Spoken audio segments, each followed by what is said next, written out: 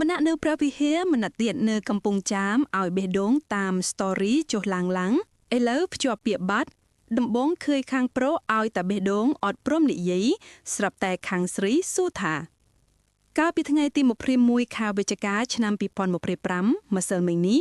វីរៈកងទ័ពជួរមុខមុំ3ខេត្តព្រះវិហារឈ្មោះមួនសុខធិរាបានចូលរងភ្ជាប់ពាក្យបាត់ជាមួយកូនក្រមុំខេត្តកំពង់ចាមកូនក្រមុំឈ្មោះមួងផលលីទំលាយប្រវត្តិស្នេហ៍ថា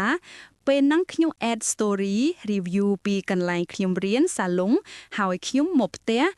លក់លេគាត់ក៏ឲ្យបេះដូងគាត់អត់និយាយច្រើនទៀតដល់ពេលអញ្ចឹងខ្ញុំថាឲ្យគាត់អត់ចេះនិយាយអីទេ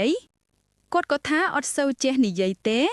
គាត់សុភាពបុរសអត់សូវចេះរញ៉េរញ៉ៃច្រើន